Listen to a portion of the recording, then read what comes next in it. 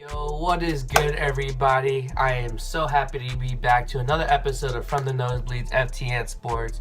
I am rejuvenated, I am relaxed, and I'm ready to start off this episode. I know it's been a super long time since I've posted, but thank you for being patient. If you're still with me, if you left, hopefully I can bring you back in. But I have a lot to get to. I might not get to everything. If you looked at my Instagram and Twitter, I did post a little short clip saying there's going to be an update at the end of this video.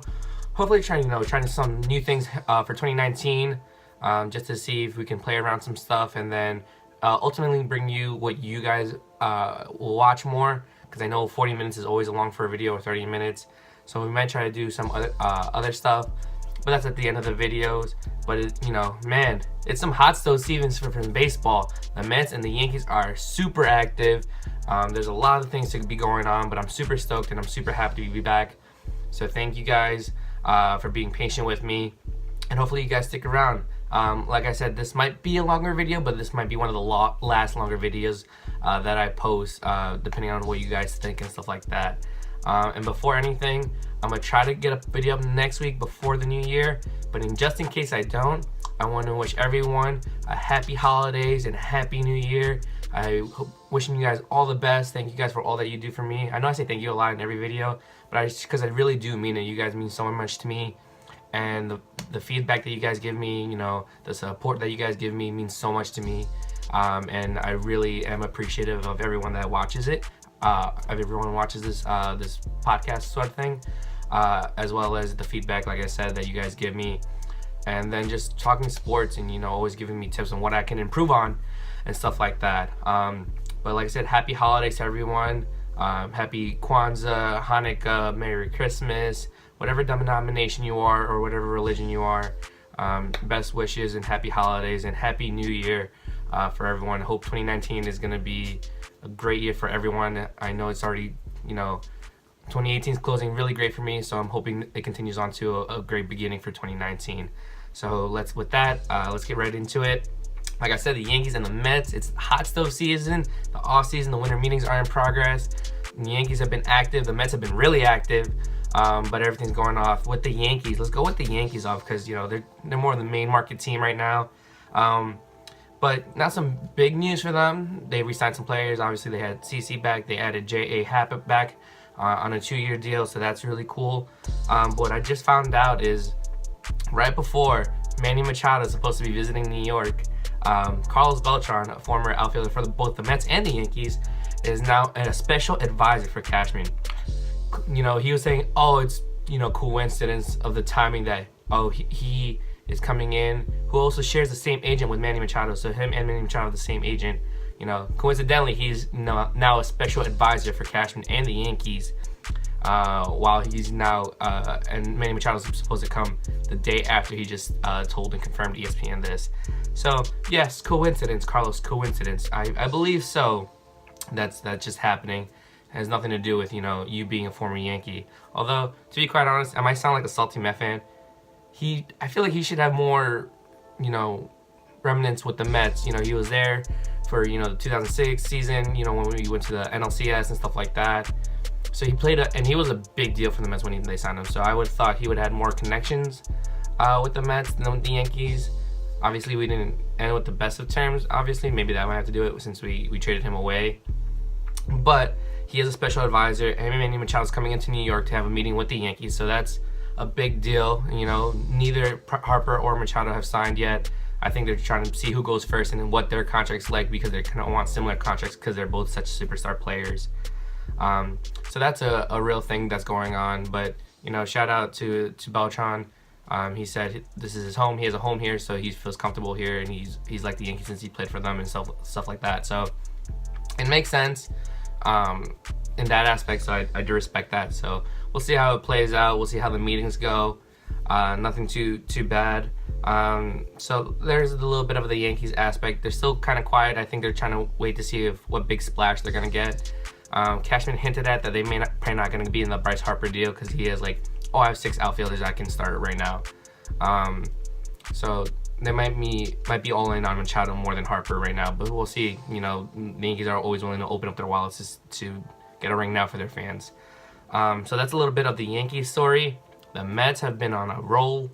I don't know how much of a roll, but like making big splashes at least. When I was in DR, they made the Cano and Diaz trade. That was a huge trade. I'm at a love-hate relationship with that, and only because I love the Diaz part and I sort of hate the Cano part. And you could bring this footage back if he does really well, but I just don't think obviously, I think the Diaz part was the reason why we gave up so much of our prospects and our top prospects.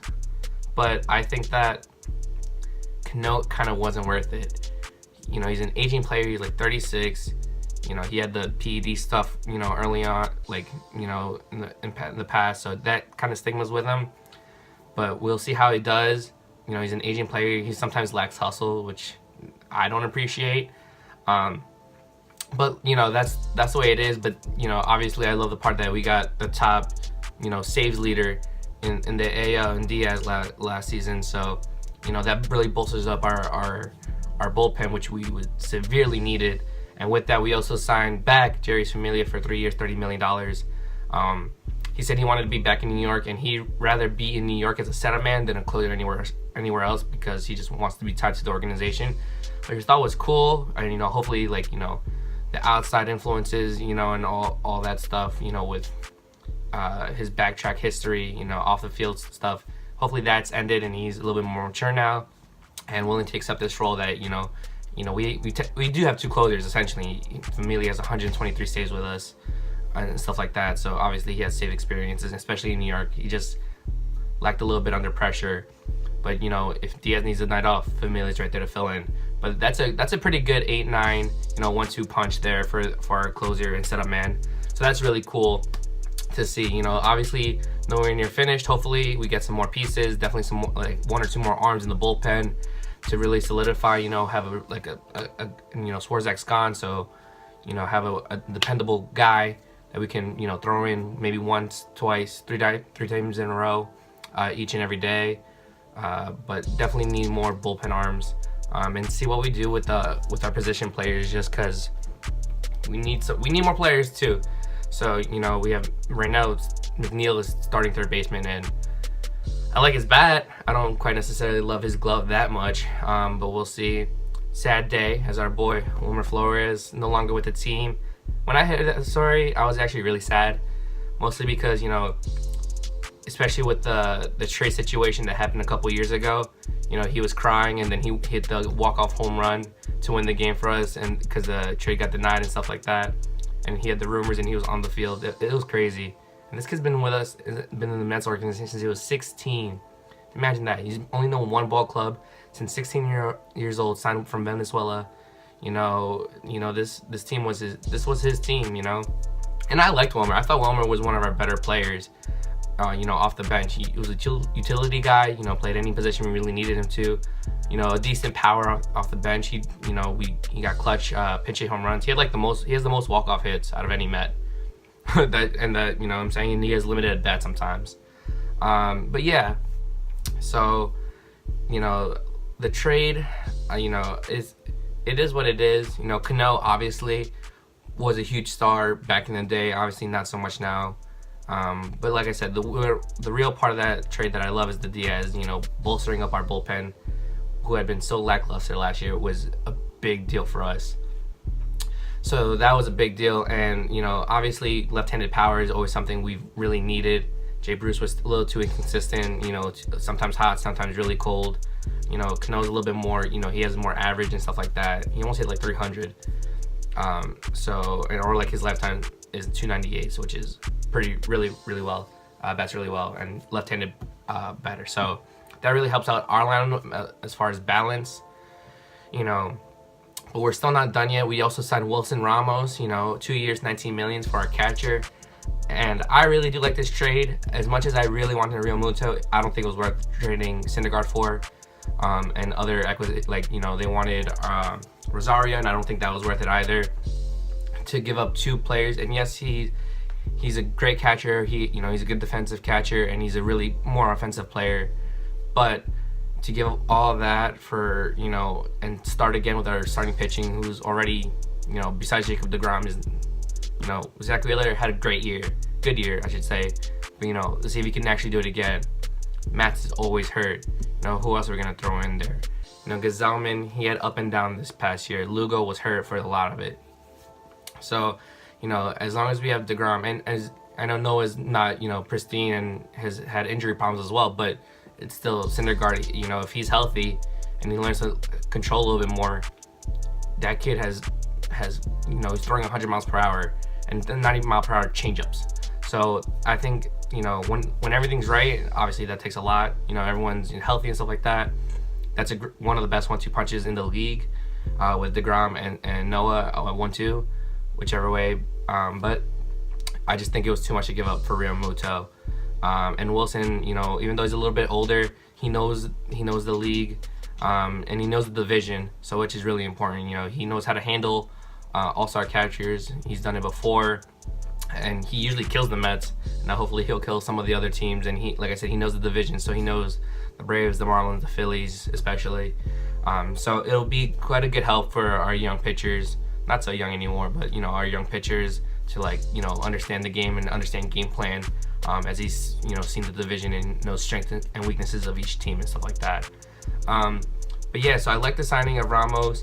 They're possibly going for AJ Pollock for outfield, which is I think is great, but he's really also like another guy who gets injured a lot, consistently.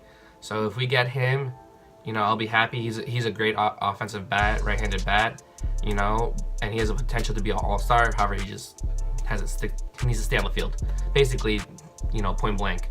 But also, once Cespedes comes back, what are you gonna do with him? I'm saying? He could play center, but then like I said, you don't give Nimmo a chance, or you don't give someone else a chance to be in the outfield, who I think deserve it. I like Nimmo personally.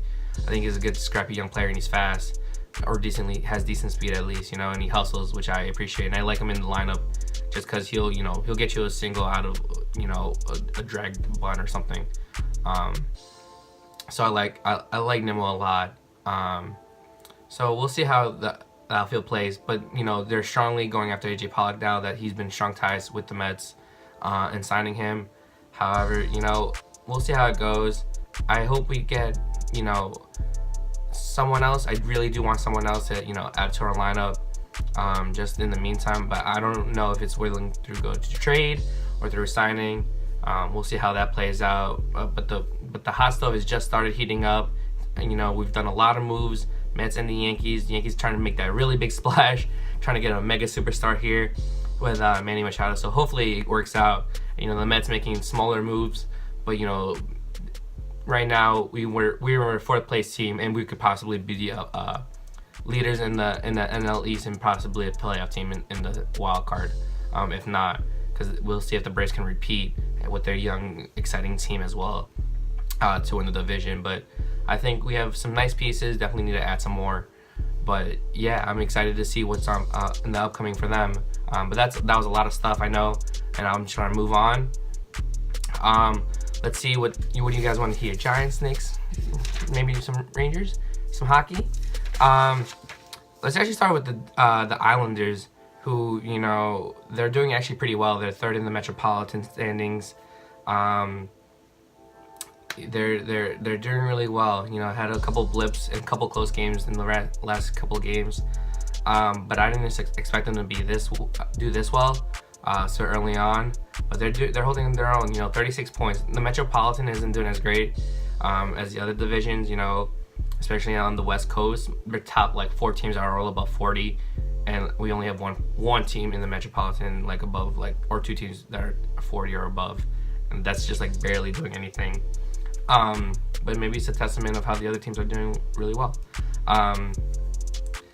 But yeah, the Islanders are doing really well. I saw the thing about the Tavares, that they moved their game back to Nassau Coliseum specifically for him because he was a captain, meant a lot and stuff like that, and it was really cool to see. I saw the video; it's on ESPN. If you guys want to check it out, it was actually really cool to see because he was the captain and he played the last season there as an Islander, so that was really cool to see and stuff like that. As far as the Rangers, and the Devils were not doing too great. lost 3 straight. The Rangers have. And it's a bit of a injury report. Shan, Kirk, and Fast are out 2 to 4 weeks, and that's a really big blow because they're really key players and stuff like that. So that's just how it's going down. Again, there's nothing a lot to say. They're in the rebuilding stages, so it's gonna happen, stuff like that. I expected them to do a little bit better, but they're in 5th right now. It's not too terrible, and the Devils are right behind the Rangers in like 6th or 7th, only by like 2 points off. But they're right behind them in the standings. But with the Devils, Schneider got on the injured reserve, which sucks, but you've also been flip-flopping goalies a lot. So hopefully this will bring stability, so give someone some, consistent minutes and stuff like that. But shout out to the great Marty Brodeur, who was nominated and got into the Hall of Fame. So well done. You guys know he caused a lot of Rangers and a lot of the league some headaches because he was just, a brick wall. You could not get the puck past this guy. If you had NHL and you were the Devils, you probably won 99% of the time because he would destroy anyone and wouldn't let anyone get past them. So shout out to Marty Brodeur, the great one. He well deserved. One of the greatest goalies to ever play the sport, and just one of the best players to ever play in the NHL. Not a lot as for Rangers and Islanders and Devils, just because they all been there's nothing exciting about them as of right now because they've all done the same thing they've been doing up through the season. They win a couple, they lose more than a couple. It's just been a consistent pattern, and stuff like that. And it's, like I said, for the most part, the Devils and the Rangers are more of a rebuild. Islanders are, have elevated their play a lot. But yeah, it's just a lot of, inconsistencies and stuff like that. Trying to get the young players to play more and stuff like that. So that's good to see. But it's just we gotta go through the bips and the bumps for hopefully next season. We'll see how that goes. But if they start making a push, maybe we'll see. Talking about worse than worst and mediocrity at its finest, the Giants and the Jets. Yes. Quick tips on those. I don't know. Run the table. Yeah, we're running our asses right to the draft line. That's what I'm running to, because it was fun and cool to see us win a couple, and then have a chance at the playoffs, even though I really didn't expect that. At least we're not 1-15. I'd rather go, that's my outlook. I'd rather not be 1-15, with the pivot we were. But we just lost to the Titans. There was no cohesion on offense. There was no cohesion on defense. You give up 170 yards to Derrick Henry. Now, granted, Derrick Henry's a good running back, but 170, come on, dude, no way. But the offense seen loss. OBJ's been gone for 2 weeks because he's been injured. I don't know. Save yourself up, I guess. Might as well just not play any of the starters. So maybe Saquon, just so he can get used to a full season. Yeah, let everyone else, bring the practice squad out there. Let's do it. I'm all for it. Fuck it. Why not? But yeah, so right now we're 5-9. We have officially been eliminated. I know there was that crazy stat if we win, 4 out of 5, and this team loses 2 out of 3, or this team loses whatever, blah blah blah. We had a chance to make the playoffs. We are done. Now we are done. Officially done with that loss to the Titans. We are officially done. Let's look to the draft. Let's look for a quarterback or something. Let's look for. We don't need any more offensive weapons. We have. How do you need any more offensive weapons? You have a top wide receiver. You have a stud running back. You have a solid tight end. You have a solid wide receiver 2 option. Go out and spend some more money on O-line. Defense, I don't know what to do with that. We spent the money, but we obviously aren't doing great. But yeah, let's start looking forward to the draft. I'm excited. Funny enough, at one of my jobs, I did pass the Heisman finalists of Tallulah, Haskins, and who actually won it, Murray, or whoever was there. I saw them. I passed right by them. So that was cool. I wasn't really shocked. I didn't really know who they were because I was in a rush. All I saw was their jackets and their faces, and I saw one of them was Alabama, and I was like, who do we have from Alabama? And I was like, oh, it's Heisman weekend. So that was kind of cool to see them. The Heisman finalist, at least one had Alabama. The other one, I'm pretty sure, had Oklahoma. So, and then the third one, I really couldn't see, but I would assume it was the third finalist of Haskins, I believe. So that was cool to see. Maybe we get one of those guys. They're pretty good. Except Kyler Murray's gonna go be athletic, an Oakland Athletic in spring training. So he says. But yeah, so let's look forward to the draft. I don't have much to say about that. We'll see who we get, and hopefully they make an impact right away on the team. Just because, especially these last 2 seasons, I'm tired of not being at least in the hunt for the playoffs, even though we haven't been there in a while. But the excitement of potentially being there. As far as the Jets go, they have their quarterback, and Donald's actually looked pretty solid.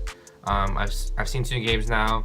That last game against the Texans was like, I felt so bad. I was just like, oh yeah, they have a chance, and then that whole drive happened, and then the lack of leading them back.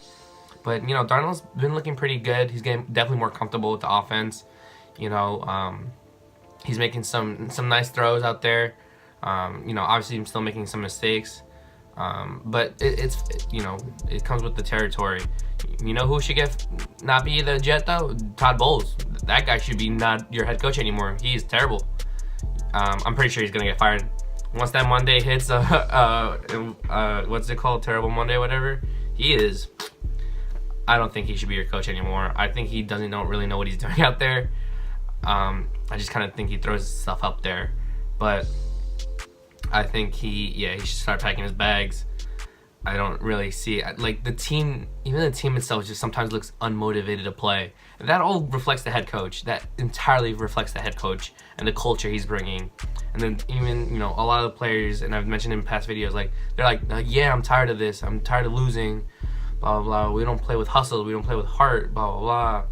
And that all reflects the coach. That starts in the locker room with the head, and he's got to bring that energy, that passion. And you don't see it with these players, and it's unfortunate, because they have so much to look forward to, and now that Darnold's starting to play a little bit better, and the game's starting to slow down for him, you would hope that the coach would be more excited as well, but it's just not the case, and it's sad to see, but I think by next season you'll have a new head coach, or at least I'm hoping, because you guys desperately need it. But yeah, so we'll see how that goes. But Darnold looked good, and he's just being more comfortable in his skin, so that's really good to see, and hopefully he'll make another jump this offseason, work on his arm, work on his body, work on the mental game, and slowing things down for himself. So that's it for Giants and Jets. And we're gonna go quickly. I know it's been really quick. I'm sorry guys, but I'm trying to get through it and then do the update. I'm trying to be shorter in the time limit. So that's just the reasoning. I'm going a little bit quicker, but we'll talk about this at the end as well, to see how we can transition and help each other out with like video watching and me making these videos and getting the information out there for you guys to enjoy. So the last segment will obviously be B-ball. One of the best news I've heard, Dolan might be selling the Knicks? ? Yeah, so some things came up that Dolan is not opposed, or has, for the right price, or the right circumstances, he's willing to sell a team. And then Jalen Rose like, don't sell it. I'm peeling a business standpoint. No, sell that shit, motherfucker. Stop. Like, please sell the fucking team. You are a horrible owner. No one likes you. You're bad for business. No one wants to play for your team because you're, the owner. And you say you don't coach or you don't want anything here. You're directly affiliated with certain players not wanting to be here. So sell the team, please. Even though the Knicks are pretty bad right now, we're 9-23. We had some really good wins. I don't understand how we can beat 3 of the top teams, but then lose to the Suns. I'm sorry, Eric. We lost to the Suns, the worst team in the league right now. And we scored 66 points in the half, and then we lose to you by 9. How does that happen? We play so well, and I feel like every year I'm just the main theme of every year is let's lose by a lot, make a huge comeback, and then lose in the final 2 minutes. Every year I feel like that's our theme. Like, we go down, we make a huge comeback, we're like, oh yeah, the Knicks are coming back, and then right when we believe we're gonna win or have a chance of winning, oh no, you know what? Let's forget what we just did and just play like we played in the first quarter or whatever, and let the fans down. But with that being said, there's a lot of talks, and even Shaq said if KD doesn't sign back with the Warriors, a lot of people have him tied to the Knicks, which I don't really see why. I mean, sure. I mean, I would have said it'd be to have Durant here, but I just don't really see it. I would either say he would stick with Golden State, maybe go back home to DC, maybe stay down there. But the Knicks are on the radar at least, so that's nice to hear. At least that someone has the Knicks on their radar, especially like a superstar like KD. But yeah, if we get a top 10 draft pick too, I mean, I'm kind of for it. We kind of, we definitely need some more, star power. Zion Williamson, unless we're tanking and literally going for number 1 spot, he will not be there when we get there, when we have our pick, unless we get, the lottery. But, if we could get one of the Duke players, Barrett or Reddish, they're really good too. So I'll take any 3 of those. But yeah, and then Moody has been playing really well. He's been picking up the slack on offense, and people are like, trade him now, trade him now. I'm like, why trade him? Like, I understand his stock is really high right now, but I've been saying that, like I said before, there are certain systems and maybe just like certain scenarios where a person does well. Maybe he just does really well here. He fits the Fitzdale system and stuff like that, and there's a reason why it didn't work out in Denver and stuff, but it's working here. So I was like, maybe we should just keep him. And if you put him and Frank together, Frank is the defensive end, he's the scorer, and you have 2 guards that are 6'5" or above, that's a lot of length. So, and they can lean off each other. So which is really nice to see. But Kevin Knox has been doing way better. He had a 25 and 15 night, which is amazing.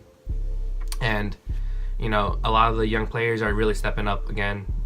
Vonleh is doing his work. Canner always doing, almost getting a double-double every game if he really wants to. Stuff like that. Frank's taking steps to improve, shooting a little bit better. Not as great, but, still at least shooting and having the confidence to shoot, but still having more presence on the defensive end and stuff like that. So that's good. But the Nets doing a little bit better, They have won 5 straight. That's pretty good. Even though they lost 8 straight before that. But that's neither here nor there. But they won 5 straight. They're playing better. They're sitting at 13 and 18. Just more consistent. A lot of close games though as well. Like, they've lost a lot of close games, but they've won a lot of close games. So, at least they're coming down to the wire. So we'll see how they end up. I don't think they're gonna make the playoffs, to be quite honest. But I think they're just gonna finish right outside the cusp, like by like a couple games, so maybe 9th or 10th. But like at this point, might as well not tank, but what I'm saying, to have a better chance of getting a higher draft pick. Because I still feel like they have certain like D'Angelo Russell and stuff like that, but they and Karis LeVert was becoming that, but since he just got injured. And you always need more than one superstar, or at least more than one star, to maybe get go a little bit lower and try to get a top 10 draft pick, and maybe look for that secondary star, or like that third star if Russell or Dinwiddie technically he was becoming a superstar who like within his own right within Brooklyn because people love him and stuff like that. But yeah. So I believe that they should go a little bit lower and stuff like that, just to maybe get a higher pick to find that secondary or third star-ish, depending on how Karis LeVert comes back and stuff like that. So we'll see how that goes. But yeah, so that's all I really got for the teams. We've done a lot of research. I've done a lot of talking, and I know I talked a little bit fast at times, so I apologize. But this video is mainly for what I'm about to say. So, like I said in the Instagram story, I wanted to do an update video, especially starting in 2019, just to see how I can improve on, and I'm open to all feedback. Please, guys. We had a little halt with the Instagram followers and the Twitter followers, which is fine. I'm willing to stick that out and stuff like that. But with that being said, please, if you like I've asked before, share with your family, guys. Follow me on Twitter and Instagram, more so Twitter, just because that's where I get give out more of my information out, just because it's quicker and I don't need a picture to do so, really. So I could just type it up or write it on my phone, and it's right there to you guys. But there's certain things I do want to do. So the main aspect is video length, and I know this is a long video, but video length is a big thing for me, because I watch the analytic, and I watch the charts and stuff like that. And the average time that people kind of like watch time is like around 10 minutes, which I understand. It's a lot to watch for 30 minutes or whatever. So if anything, just please watch starting at like 30 minutes. Watch this video. So I've been told, and I also thought about it before people started telling me. Would you guys, and this is for you guys, so please, if you can respond, please tell me and stuff like that. What would you guys like to see? So would you guys like, daily update videos more so? So like on specific sports. So like Monday, depending on like, how the season breaks down. Obviously now, football's almost ending and stuff. But like football Mondays, basketball Tuesdays, baseball Wednesdays, and then something Thursdays. And then that's it? Or would you like me to do something, or like continue with like the one video, even though it's a little bit longer, or maybe just process a little bit faster, and try to get it down to 20 minutes or so. What my other option was, besides the specific sport on each day, I was also gonna mention maybe something like, if I put a poll out on Monday or whatever, and I'll be like, pick 2 sports that you really want me to cover for the following week's video, or that week's video. I'll be like, all right, football and hockey, and I'll do a video of just those 2 sports and those teams. So obviously it'd be a shorter video because I'm doing everything just by half. And then the next week I'll let you guys decide which sports you really want me to talk about, because I know some of my friends said that. He was like, honestly, I just hear the football talk because I'm a fan of football and I don't really watch the other sports, which I totally understand. So that comes part of like, maybe just the football Mondays would be good for you, because you'll just watch football Mondays. But I still want to continue that stream where like, maybe a longer video, but I'll only cover 2 teams, or like 4 teams, but 2 different sports. So, I'm open to suggestions. It's still gonna be a little bit more difficult for me to do daily, but I'm willing to do it. It might be a little bit more rushed and not as polished, but I'll try my best. As you guys know, I work 2 jobs, and I try to have somewhat of a social life that I do. But like I said, this is a priority for me, so I'm willing to do that as well. So here are the options: either daily videos, like a football Monday, like a sport each day. And then maybe something on Friday to do something kind of weird or funky. It's just like an update for what's past, if I miss something important. Or would you like a one video per week, but you guys get to select, and I'll do a poll or something like that to do a highlight of of 2 sports, like say football and hockey, and then maybe next week we can do basketball, baseball, and stuff like that. But I honestly think the videos per day might be a little bit easier at that point, just because then I won't miss 2 weeks worth of news and report it then, and then might stack upon like that. Another thing I wanted to showcase, or like possibly start, is like you guys or fans just in general sending me, and I'll showcase them in like a spotlight. And be like, and the fan of the week is blah blah blah, and here's a picture of them at this game. So this would require you technically to send a picture to me, or a fun little video, whatever. But I definitely want to, highlight some of you guys. And I know a lot of people go to sporting events in general. So, or you or a friend or whatever, I'll shout them out at the end of the video or whatever, and just be like, hey, thanks for tuning in. And here's the fan of the week, Jason. And here's a picture of him at, the whatever game. So shout outs to you and stuff like that, which is something I've been kind of like looking for, and I think it'd be cool to recognize you guys for a little bit of something, just for replying to me and following back and showing the love and stuff like that. But that's totally up to you guys as well. Please let me know. And then one last thing I kind of want to do it is, if you guys are interested, and if we get there, if we start spreading some news, maybe start doing some giveaways and stuff like that. That might be more of my own accord. Something smaller, or I've had some memorabilia that I've gotten from work, and I'm willing to give up, and stuff like that. But I definitely would like to see more, a spike in social medias to start doing that and stuff like that. But it's mostly for you guys, so please tell me what you guys think. Most importantly is the videos. So it's the daily videos, or still the weekly videos, but maybe breaking them up. So please let me know. Please let me know if you guys are interested in sharing your stories, with the fan of the week kind of thing, where I show a picture and a story or background of one of you guys. I really do want to start doing that as well. And then I'll try to make everything more accessible for Twitter and Instagram. And thank you, Murph. This one will be shout out this week to Murph. Thank you for the reply on Twitter. I really appreciate it. I may not do Bucks, but shout out to Giannis and the Bucks, who are having a great season.